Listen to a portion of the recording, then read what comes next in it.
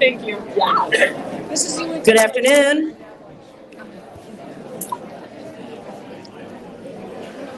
Good afternoon, everyone. Thank you so much for being here for Crossroads Luncheon. We are so glad to have you for this conversation today.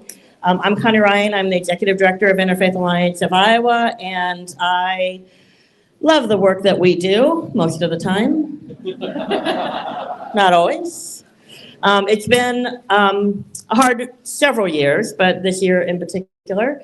And so we wanted to do a panel, but a little bit different. Normally we've had panels and they just talk about the issues that are of importance to different organizations. But we often do this work in silos. And so it's important to be able to connect the dots. And so that's what today's conversation is about. Certainly each of our panelists will talk about their issues.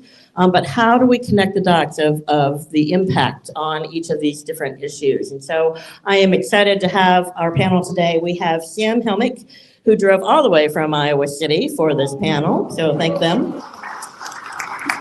And Sam is with the Iowa City Public Library, but also is the president-elect of the American Library Association. So that is awesome. We have Melissa Petersen, who is with the Iowa State Education Association. Mazie Stilwell with Planned Parenthood Advocates of Iowa. And Keenan with One Iowa.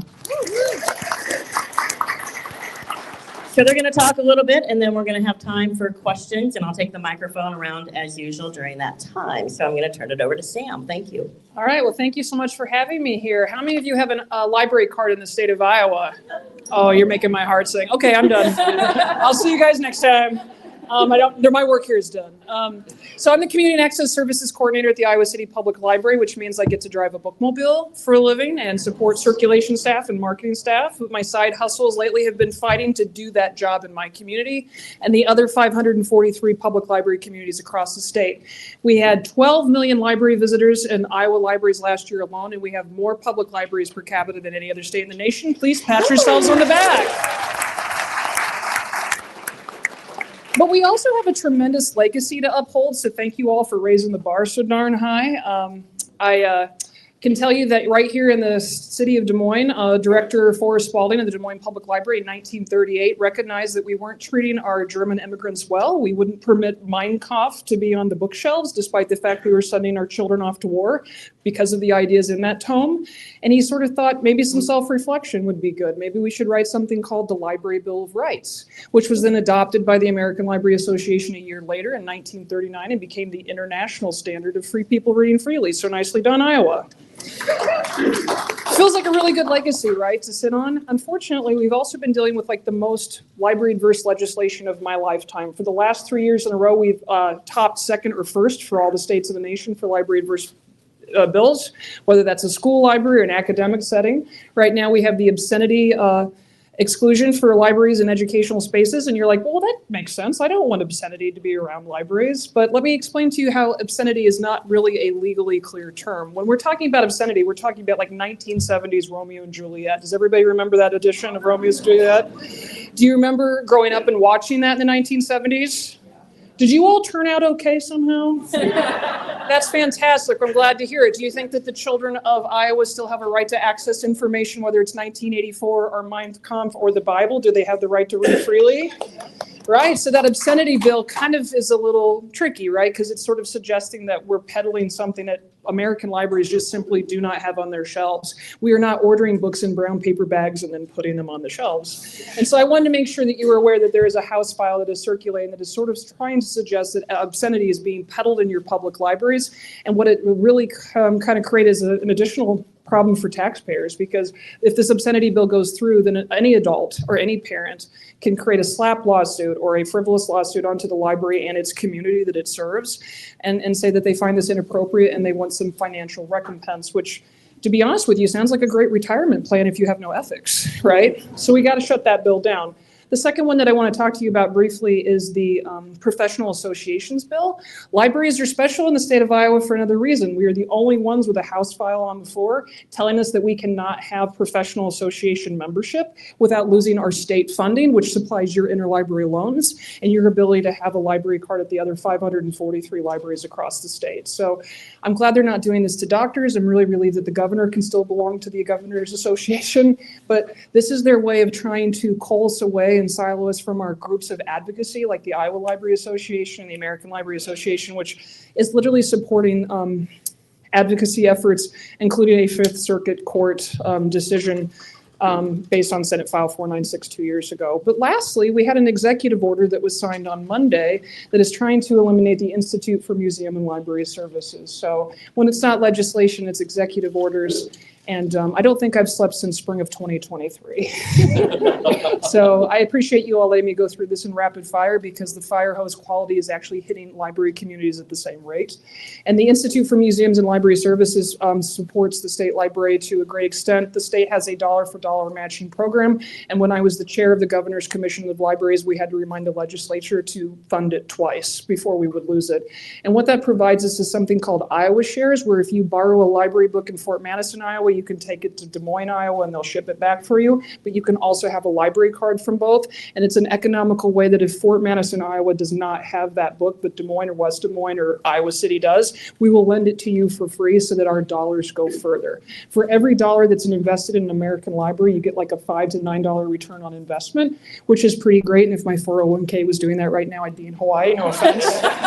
So if you ever have any questions about how you can support your library, one is using it, making sure you know what's happening in it for yourself every single day. The other is that the American Library Association has a website called Stand Up for Libraries. So if you go to ala.org, I'd absolutely love to connect you with your members of Congress in very quick, rapid ways. That's what librarians do. We connect you with sources and let you talk about why you value your libraries and what you'd like those who have been elected to lead us to do with them. Thank you for your time.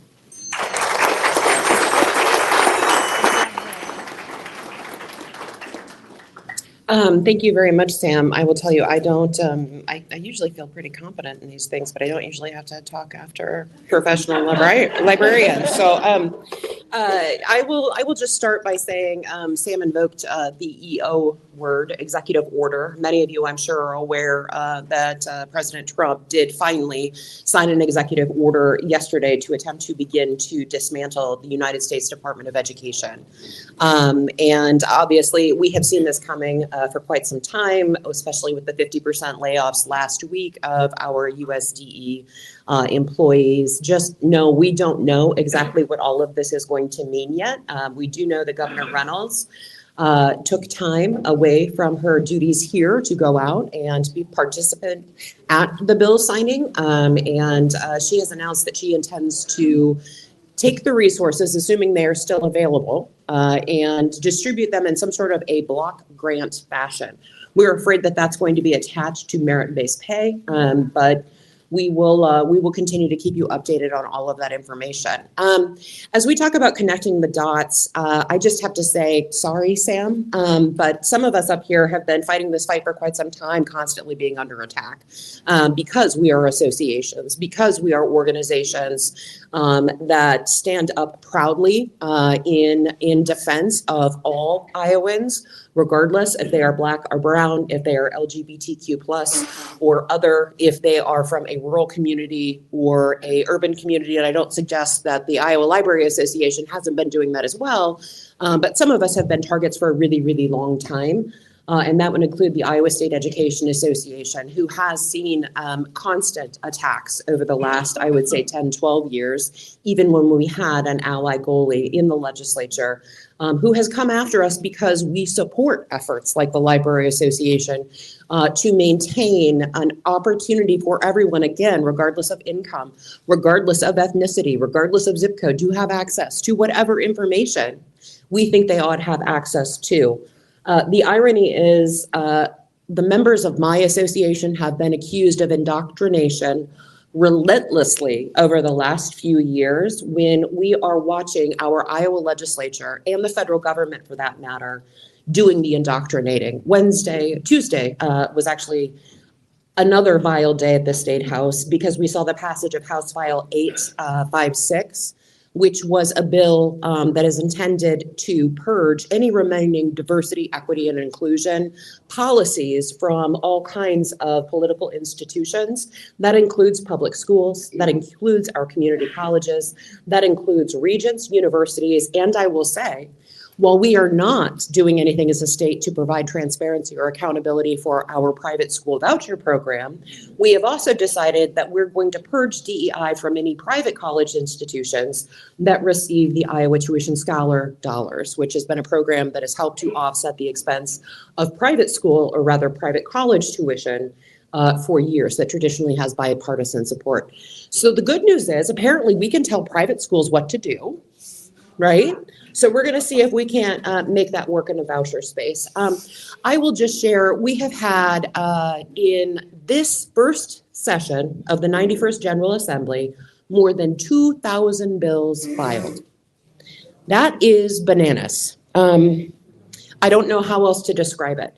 So the absolute volume of work has increased exponentially under this majority party. And while we do try to work in a bipartisan fashion, that can be really challenging sometimes when you're constantly under attack and when members of the party are not even talking to one another.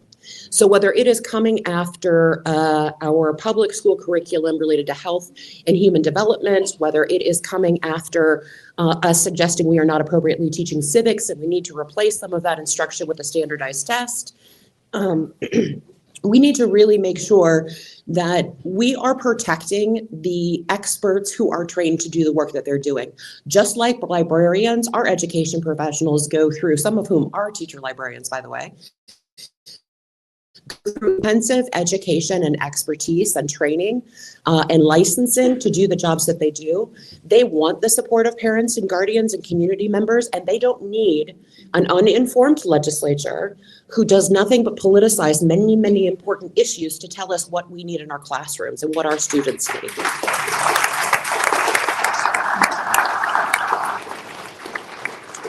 And they also don't need to be the party of big government. We have a strong history of local control here in the state of Iowa. And that means that individual school boards that are elected, at least at this time, that are elected, do their best to meet the needs of their communities. And that includes having conversations and arrangements, partnerships with parochial schools, for example, to make sure we're providing quality education to all of our students, including special education students, for example. Making agreements so they can play on sports teams or we can fulfill extracurricular requirements. And instead, what we're seeing now are multiple pieces of legislation that want to require public schools to accommodate religious education during the school day. Right? We are also seeing pieces of legislation that want us to bear the expense of transportation costs for people who would prefer to have their education, even a small part of that, conducted in a non-public school setting. And at the same time, while we're telling education professionals, no, you have to do these things because we don't think you're doing these other things right. All, by the way, while we still haven't set funding for supplemental state aid this year. And I'm sure we will talk about it later, but we know when they want to move quickly, they can move quickly. And so there's no reason why we are still here scratching our head, not sure if we're going to have 2% or 2.25% when our revenue picture, I have to tell you, does not look ideal for the next couple of years. There are so many bills of interest that we care about, so many attacks that we're defending, so many not good things that are happening that we're working to make less bad. Please visit isca.org to find more information. I appreciate everybody in this room. I recognize many of you from our fights up at the State House, your presence at subcommittees. It is so important. But sadly, the attacks are they're continuing. Not only are they continuing to intensify on traditional targets with this Republican majority, but they are expanding to other organizations. And I'm sorry, but welcome to the club.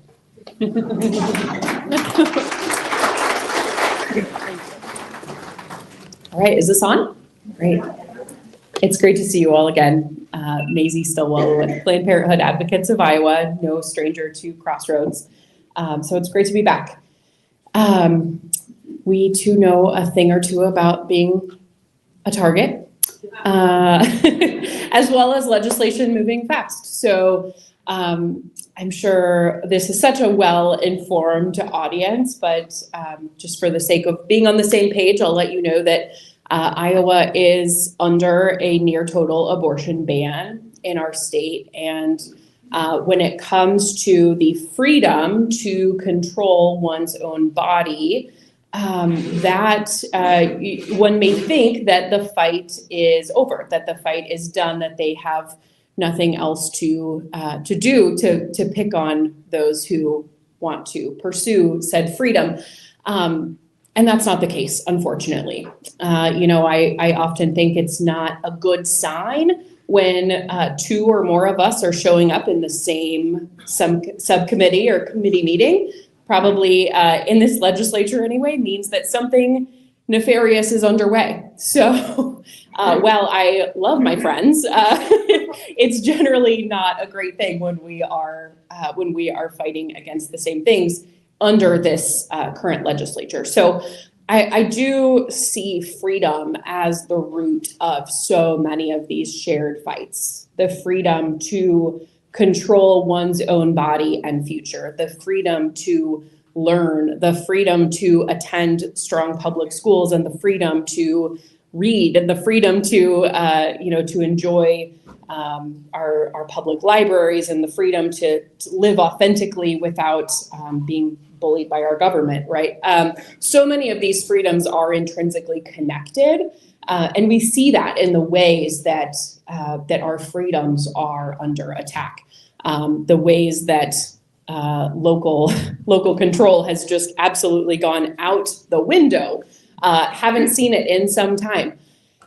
And there are, unfortunately, a number of issues that we are fighting against this legislative session, as well as paying close attention and fighting back against a lot of these intersectional fights as well. So specific to those things that land most squarely in the fight for reproductive freedom. There is, if you're aware of the funnel process in the legislature, where a lot of good bills go to the graveyard, as Connie puts it, the legislative graveyard. If you don't get Connie's weekly emails, do yourself a favor and sign up. They're very helpful. So there is a bill that is still active before this second funnel that relates to medication abortion. We know that over 80% of Iowans choose medication abortion as the option that's best for them. And so what happens when we don't like the choices that people make? Well, we try to legislate them away, apparently. So what we see in this bill would be requiring some really dangerous disinformation around medication abortion and the option to reverse medication abortion, which is a process pushed by unlicensed clinics who also receive our taxpayer dollars via the MOMS program in our state. But this bill would also be an explicit ban on mailed abortion pills coming from shield law providers, in other states. So multiple angles of this bill are not good. Of course, it remains to be seen whether this bill will make it through the funnel deadline here in a couple of weeks. But then you all raise your hand if you've heard of baby Olivia. Anybody? Few people. I really feel for any actual babies named Olivia at this point, because we just talk about baby Olivia as this trend of legislation. I was on a national webinar 2 days ago about this trend in sex ed across the country. And what this is doing, speaking of indoctrination, this is forcing, again, misinformation, disinformation actually, into our classrooms. It is politicizing our classrooms by putting anti-choice propaganda, truly propaganda created by some of the most extreme anti-abortion organizations. They created this material and thought, well, we can just force this into our public school classrooms and force students to be indoctrinated by this disinformation. So this is a category of baby Olivia bills that Currently, there are 2 versions that are still active in this funnel process. Again, with such a large majority party, sometimes it's difficult for them to decide within their caucus which bad bill they want to move forward with. So not sure at this point, not sure which version may advance. We hope the answer is neither, but that may be wishful thinking. So it really is so heartening to see folks at the Capitol, folks speaking up, really hearing from legislators, hearing from their constituents is such a powerful thing. And I really do believe that that's a huge factor in how we were able to defeat a Baby Olivia bill last session. There was an onslaught of outrage that folks were hearing, and it really became, we've got other priorities at this point. This feels like not worth the struggle.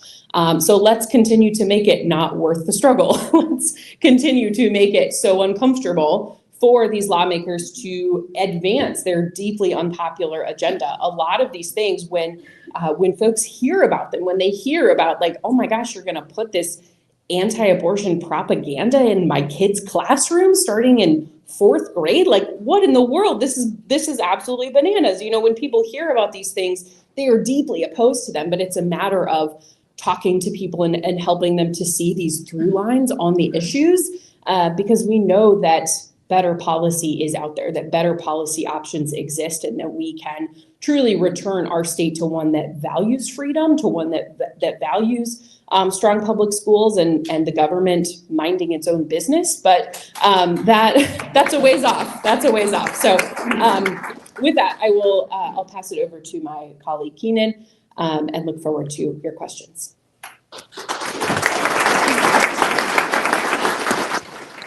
Try to finagle all these mics at once here to the best of my ability.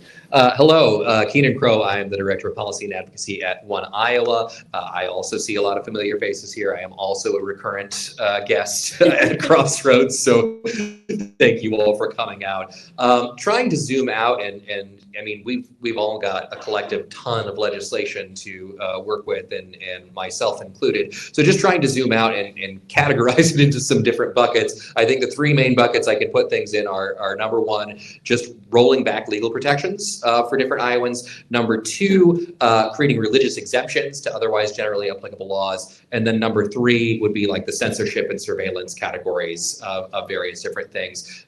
A lot of my Republican friends will tell me that they love 1984 in the book, right? Like what the subtext of it is they don't see it as a cautionary tale. They see it as like a guidebook of how to improve society, which is quite an interesting thing, right? Just trying to bank shot out a few of the things that have already been talked about. Rolling back legal protections, things like restricting access to the abortion pill, restricting access to various other things, rolling back gender identity in the Iowa Civil Rights Act, which they accomplished in less than a week from the day that they introduced that piece of legislation. Religious exemptions. We currently have a bill that is working its way through the funnel. Has it cleared the second funnel yet? I'm not even sure off the top of my head. The conscience bill. So this is a bill that would allow medical providers, facilities, and insurers to deny procedures that disagree with their moral beliefs. Now, I don't know about y'all, but I have a feeling if this passes, that insurers are going to get very morally conscious very quickly, particularly regarding things that are a little bit more expensive to pay for, right? All of a sudden, that's going to be very morally objectionable. People have religious beliefs. Facilities do not have religious beliefs. Insurance companies do not have religious beliefs. That is absurd at a philosophical basis, and yet here we are. With the censorship and surveillance thing, Sam had already talked about a bill that is trying to remove the obscenity exemption from libraries. That's actually compounded by another bill that is running right now, SF 116 or HF 891, depending on which chamber you're looking at, which would, its genesis was trying to restrict drag performances at various venues, but it no longer has the word drag in it. Now what it says is parents are allowed to sue if they think that something was obscene at a given venue. It doesn't have to be obscene. They just have to think that it might be, and they get to sue to determine whether or not it is obscene, and put those venues, whether it's an art organization or whether it's an educational institution or wherever it might have been, they put those folks on the hook for defending against that lawsuit. That can be very expensive. It can be very time consuming. So what it's really allowing folks to do is veto those venues' abilities to provide content that they personally disagree with, right? These are SLAPP suits, as Sam mentioned, strategic lawsuits against public participation. Their goal is not to win the lawsuit. It's to get people to shut up. It's to get people to do exactly what they want. And so I would urge you to reach out on that one in particular, because it's going under the radar. There have already been committee meetings where Democrats have voted for it because they just don't understand what the mechanism is at play, right? That's the real problem. So I need you folks in particular to reach out to everybody, not just the Republicans, but also the Democrats on that one, and let folks know that's not an acceptable avenue.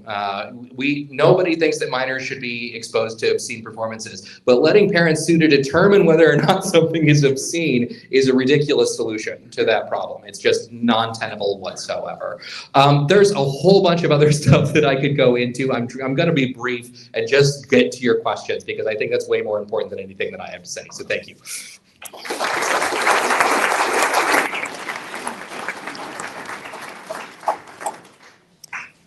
Thank you, friends. All right, it is our habit that if you have a question, you raise your hand and I bring you the Should you microphone. have that? I don't know. I don't know. Diane. Would you tell us again, Keenan, what the numbers of those, that is obscenity bill is in Yeah. both houses? You bet. It's SF 116 in the Senate and HF 891 in the House. You got it. And it's House File 274 for libraries. Yes, and those are, synergistic with each other, I think. I think that's the double whammy. Hello, friends. I'm the Reverend Bridget Stevens. My pronouns are she, her, not unknown to many of you, and I'm loud cheerleader. And I promised my family on my way here today that I would not lose my ever-loving mind in this room. So I'm trying to be creative about my activism, because frankly, it is literally physically toxic to be at the state capitol. I mean, I was there in many, many subcommittees, and then literally migraines, backache, whatever, laid out for a week afterwards. It is a horrible place to be these days.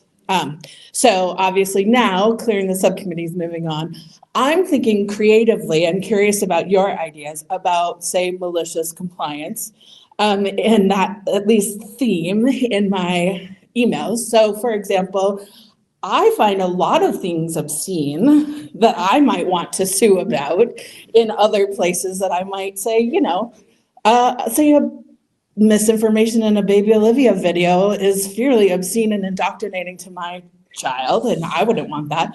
What are the more playful ways that you are seeing that we could be more creative? Because frankly, I'm just like you are. The system itself is behaving the way the system was designed. Right? Like this is a feature, not a bug, that we are sort of behind constantly right now. So how do we get playful and creative with our responses? You want to start? So I'm nervous about it, right? Because you have this mutually assured destruction thing sometimes going on in Florida libraries where it's like, I'm going to slap the Bible because somebody else slapped Thomas's The Hate You Give. And that doesn't actually result in robust library services. It just results in empty library shelves. So you're right. We have to figure out how to be creative. And for me, it's just, what can I do in 5 minutes? What can I do in 5 days? What can I do in 5 months? And so then I invest in each of those every single day. And in 5 minutes, I can call and annoy some staffer at the congressional office. It's a lot of fun for me. I could do it walking into work. In 5 days, I can organize some sort of gathering at the group. Right now at the national level, we're looking at maybe some form of national read-in in libraries across the nation. So we're trying to figure out what that would look like. And in 5 months, let's face it, like what this legislation is teaching us in the last few years is that they do not want to resolve it as leaders in the Capitol. They want to resolve it as litigators with judges. And so just sort of understanding what your networks are, understanding what role you could play in to support folks who are doing that good work, whether it's the 5 largest publishers suing the state of Iowa right now, or it's just recognizing that one of those publishers is Penguin Random House and they drop by in Des Moines all the time, and let's support them a little bit. I think that those are some of the creative ways that I'm trying to contribute to the cause without that mutually assured destruction element, because frankly, dismantling publicly funded institutions is what this is about. We're in a class war, friends, and they're distracting us with an important cultural one too. 100%.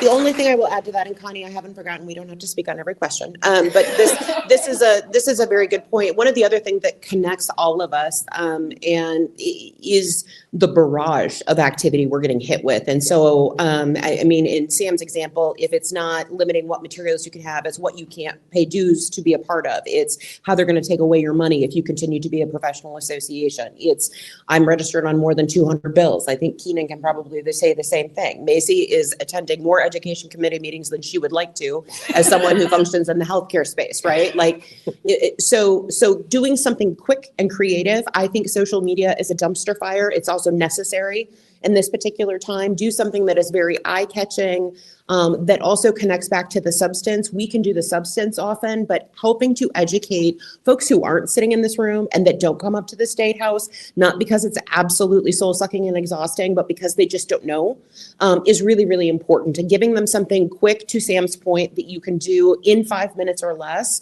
and pass along to help spread the message so people know what is happening and perhaps most importantly, what is not happening, because we're attacking libraries, because we're attacking women, because we are attacking other folks in this space, because we're attacking education professionals. Here are the very important things Iowans are dealing with on a daily basis that are not being dealt with at the State House, including basic budget needs. That can be done in a concise fashion that maybe doesn't always seem so heavy. And I will tell you, some of us don't excel in celebrating some of our victories, and that's why it's so helpful to have activists and grassroots support to do that, but also translate it so it's not just the legislative speak, right? But here's what this actually means for our communities. And by the way, here are the 17 things that haven't happened that traditionally should happen, and why we need state government to be active.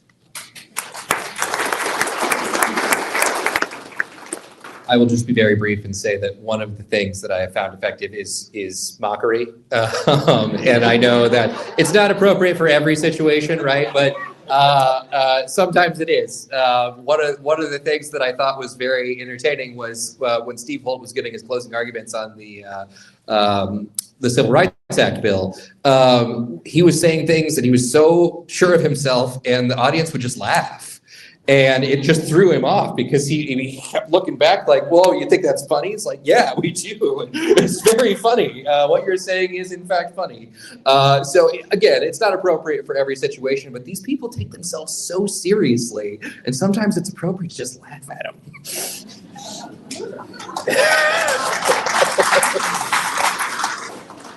Yeah, I have a question about the impact of AA legislation or the destruction thereof.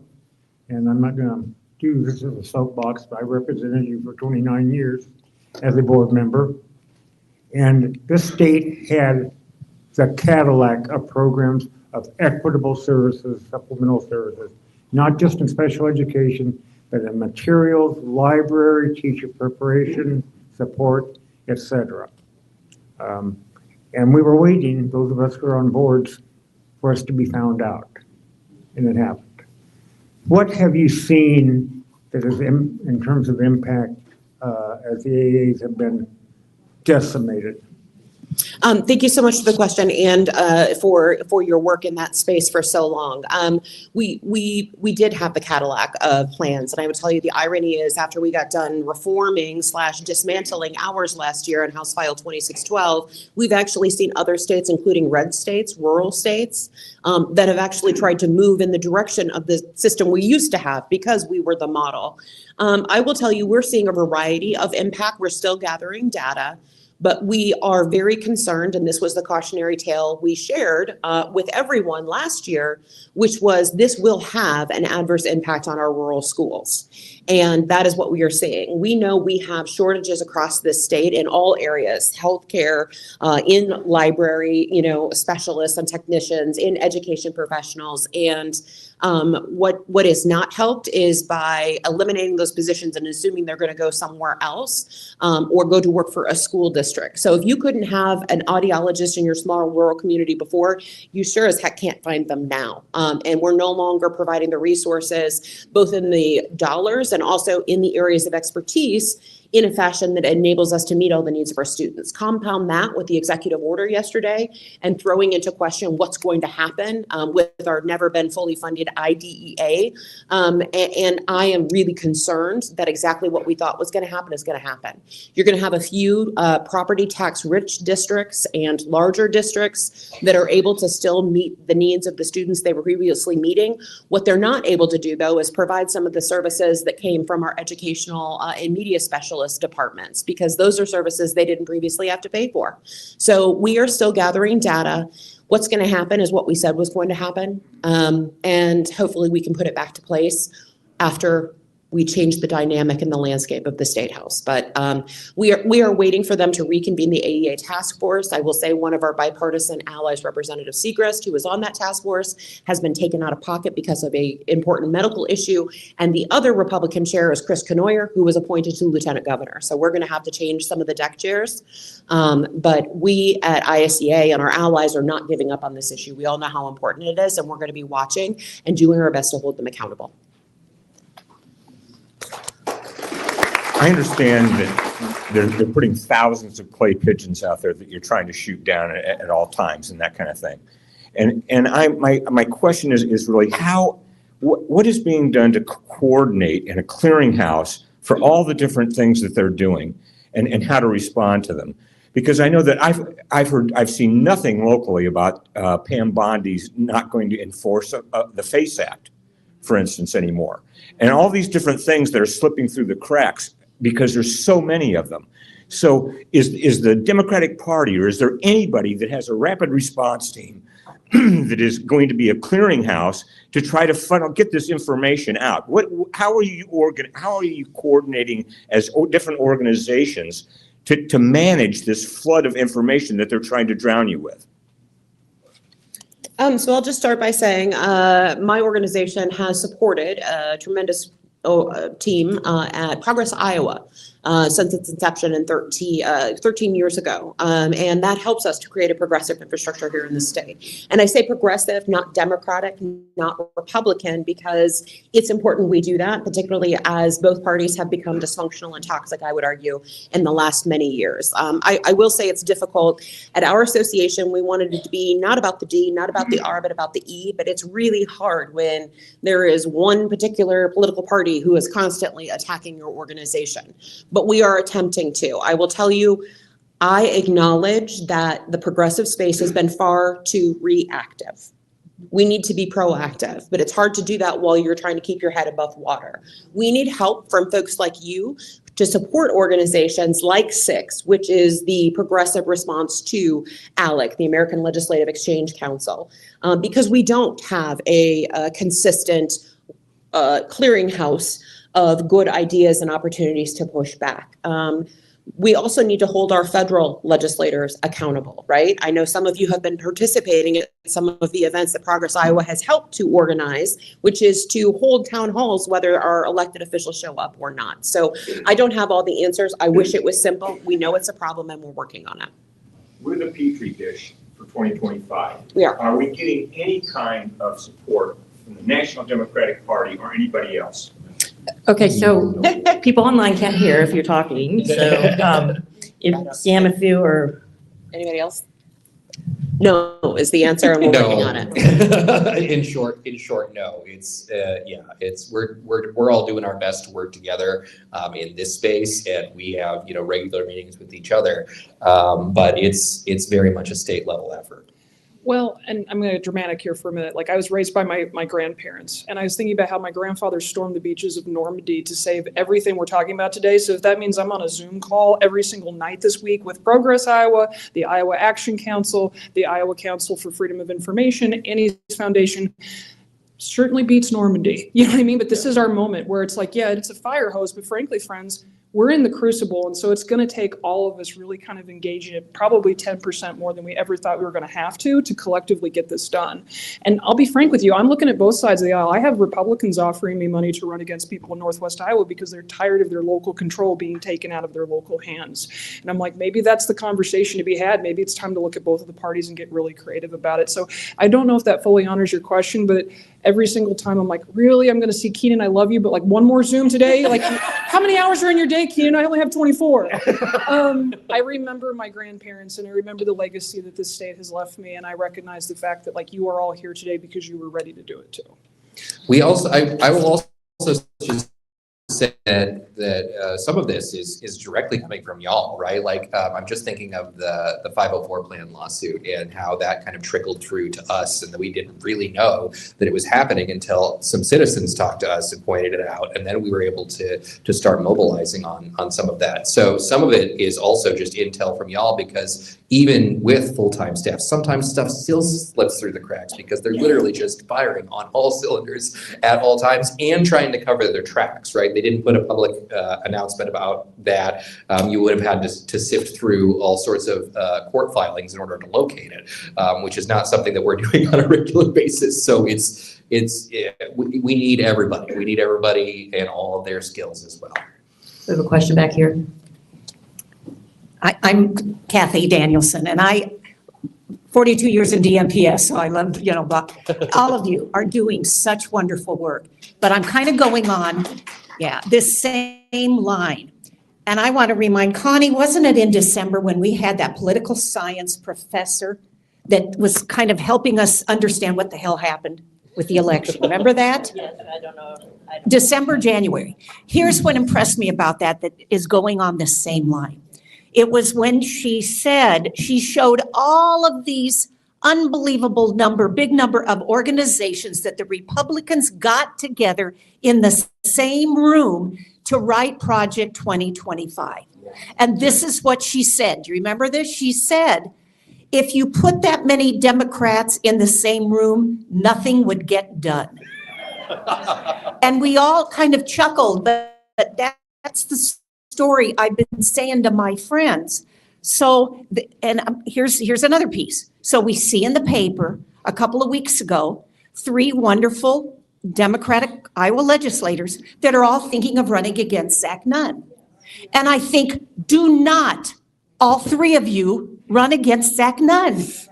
Democrats get together and decide together, you need to run. We will all back you.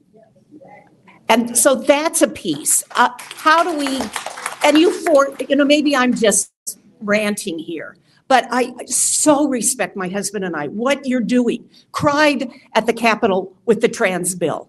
I'm an educator. I was an English teacher, for God's sake. How did I feel about books?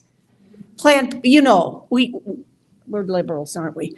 And have 3 strong kids that feel the same way. But I'm just saying, we've got to keep doing it. I get all of that, but you've got to help us get this message to this, I'd rather call it the Human Rights Party, because it's not just party, and what we can do to get our shit together.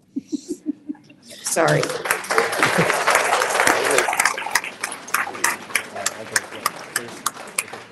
So I would just say yes and. So one thing I do want to share, and I don't say this to be patronizing, many of you know this better than I do, but it wasn't they just didn't all get in a group and, write 2025. They have been working on this since Tea Party days, right? I've been doing this work for a really, really long time. We have seen it, and they have built a coalition a long time ago, and they're just now seeing the fruits of their labor, right? Whether we saw it with the courts during the first Trump administration, right? They have been intensely and what's the word that I'm looking for? Militantly, but also they follow a playbook. They all get, and they don't let some of their differences sidelight them from what they're doing.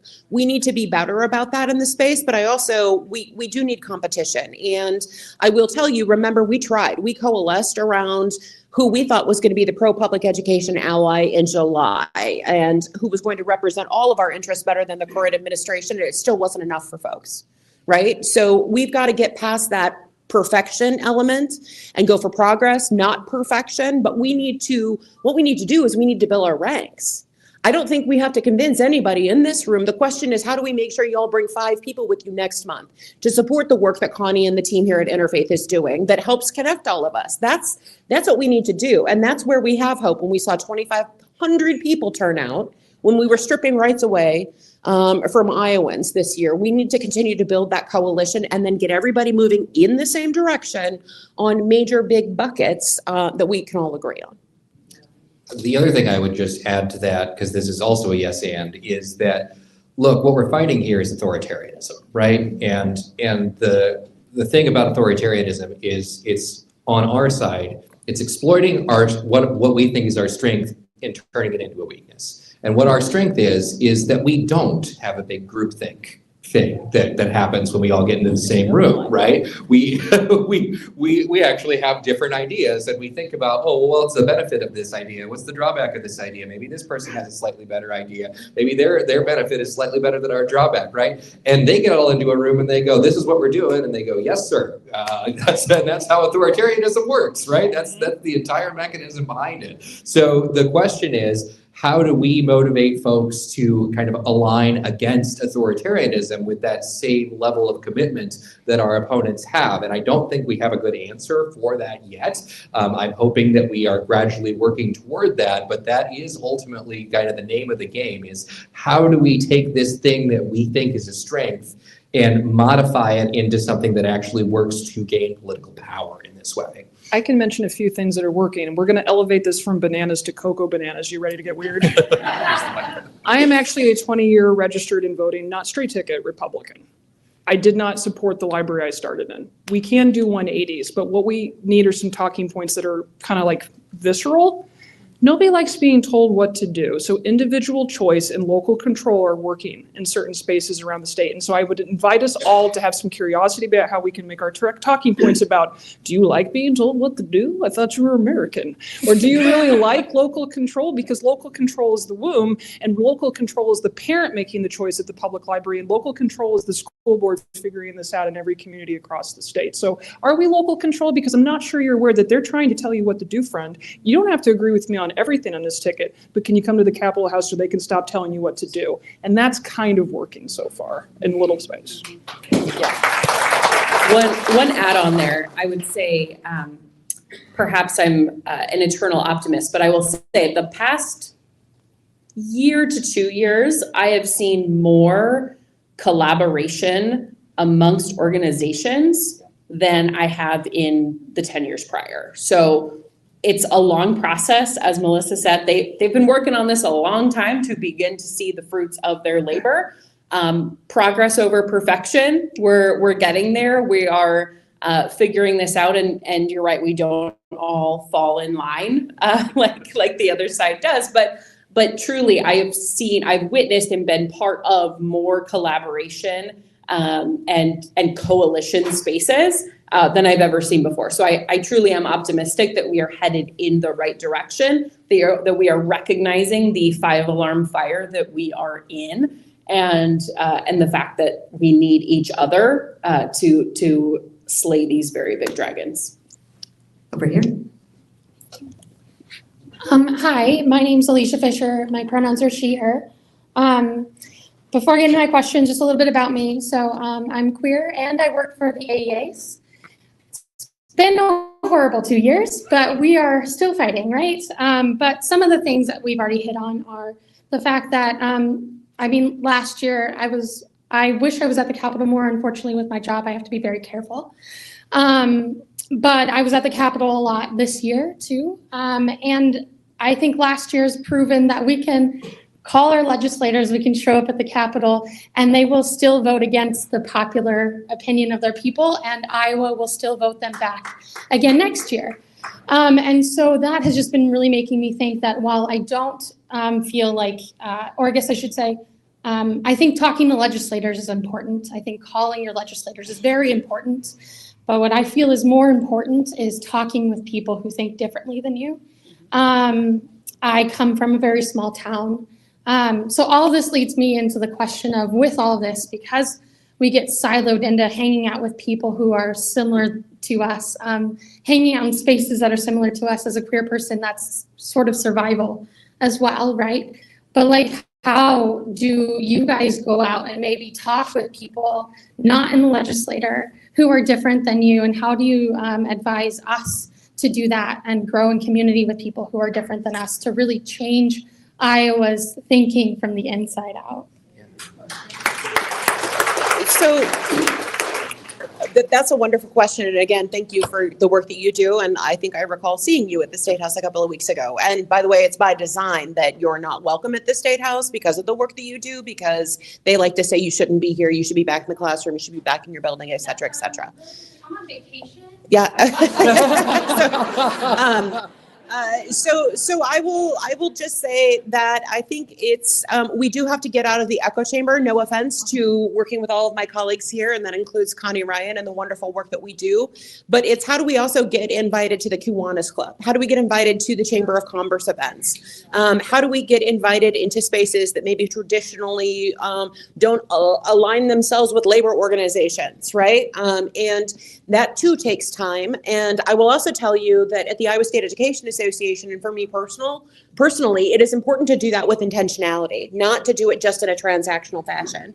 Because even if we get out, not even if, when we get ourselves out of this current cluster, right, it's entirely possible we get back in this space. Everything is cyclical. So how do we develop those relationships intentionally so that those are going to be forever friends, forever allies on specific issues? We've got to treat our relationships like investments, but we have to work on them quickly. And we just put that on our homework and to-do list. But we have to get out of our echo chambers. We have to develop relationships with other groups, other people. And it's not just changing opinions, but it is educating folks and letting them know what the consequences of these actions are going to be. Because to your point, Alicia, we're not going to be able to change anything until we change what the landscape looks like up at the State House.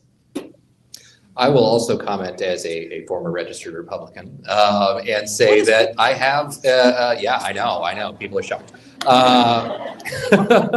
Recovering libertarian here.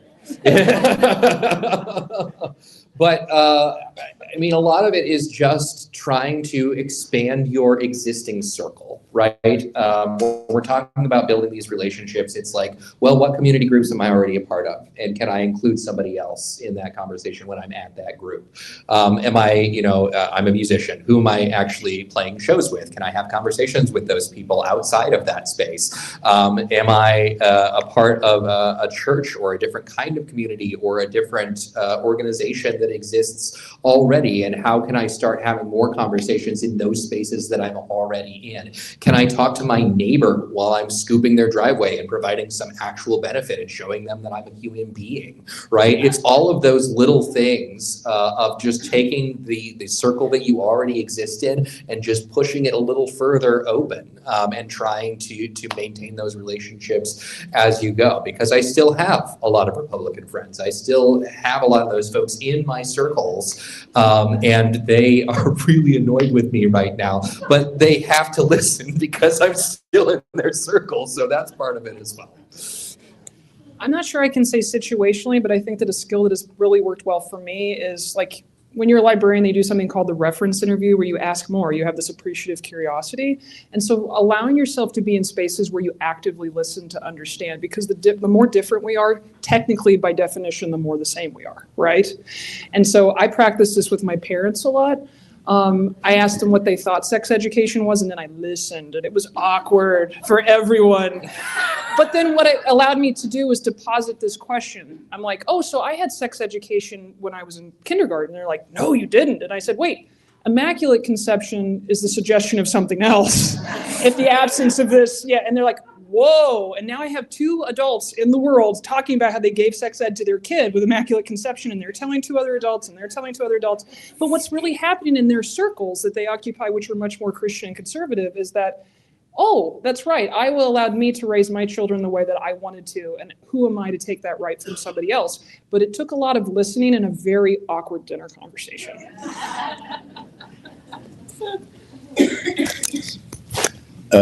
Thinking again about the barrage of stuff. I was thinking of another word, but the barrage of stuff they were throwing at us, and how really insidious it is, and how determined and broad they are with the whole thing. Does anybody think it's a coincidence that the 4 counties they propose to exclude from economic development funds are largely Democrat voters? Yep. No, it's not a coincidence. It also wasn't a coincidence. The 3 counties they had decided to attack, that they're now going to require not be at large, but be voted on for county supervisor races by district. And listen, folks, there used to be rules, decorum, law, right? Respect for statute that held some of this together, that were technically third rails that nobody wanted to touch. That's not a thing anymore, right? So we can't rely on that, and we can't take for granted some of the things that perhaps we traditionally took for granted. I mean, we have all, I think most of us, registered against a bill this year that wanted to get rid of not just DEI, right? Not just things that have been added to Civil Rights Act, for example, but wants to purge affirmative action and equal opportunity employment. Like, there are things that have just always been in my 45 years of life that we can't take for granted anymore. And that includes respect for government and rule of law. That's what I was raised on in my Republican household when I was growing up, and that's not a thing anymore. So we have to be looking for all the things. And while I do not think any of it's a coincidence, I also think sometimes we give them too much credit, and we think they're more strategic than they actually are. And I don't know that that's true. I think it's the progressive space where we do more thinking, which does lead to, arguments and perhaps disagreements. It's because we went to the library or we had a good public education that we were taught to think critically. But we do have to keep our eye out for all the little things and ask the question about, where did this come from? What's the reason for it? Did an Iowan actually request this legislation, which is often not the case? And make sure that we, again, are asking those questions and inviting people into the space to ask the questions with us and listen to the answers, to Sam's point. Yeah, I think fundamentally what we've moved from is kind of a high trust situation in the legislature to a very low trust situation. And that is a very hard thing to shift from. I mean, you even heard it in the DDI debate recently, because one of the person who was actually running it was like, well, no Democrat came and asked me a question about it, so I'm not going to answer your questions right now. And the retort from Representative Wilburn was, well, why would I ask you a question? You literally lied to my face the last time I talked to you. So what good would that do, right? Like, even if you gave me an answer, I wouldn't be able to trust the answer. Unfortunately, all of these, kind of unwritten rules that we used to have at the Capitol, even when I started back in 2017, they don't exist anymore. They're not there. The only thing these folks understand is power. Do I have the votes to do it? How fast can I do it? Who is going to notice? That's literally the only 3 things in a lot of these folks' mind. And so we have to start demonstrating that the power is eroding in some way. Otherwise, we're not going to be able to make it back with some of these trust agreements that we used to have. So to honor Janice's point, we need to start picking candidates now. We need to start rocking the vote now. We need to figure this out in a coordinated way, because I think the only way that we get that power back is to outvote it. And we got work to do. Just to point out that we're a 501c3 and we don't endorse any candidates for office. It's my little thing We that I want usually say. anti-authoritarian folks in there, not anybody of a particular party, no. Help me to thank all of the panel members for their work.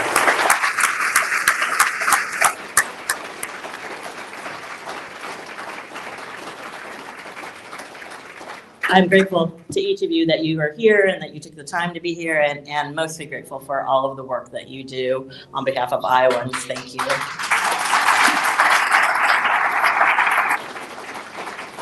So Crossroads is a monthly luncheon, except for next month, you're gonna have to provide your own lunch at your house or your office, because we're gonna be online, a 1 month thing, because this room, I think it's Good Friday, and this room is being used for something else related to Good Friday. So we do not have access to it. So we decided to go online and to take advantage of that by having somebody from a national organization speak to you, kind of broadening the conversation of what we just had today. So from the Americans United for Separation of Church and State, we have Nick Nardowitz, who is the lead policy counsel. He's a good friend of our organization, and we've worked with him a lot over the last several years.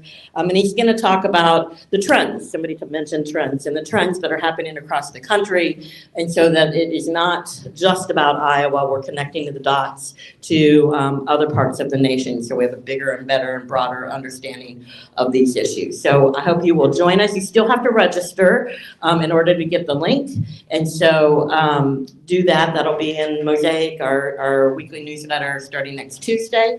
With that, thank you. Thank you for being here. Thank you for those who are online, and have a great weekend.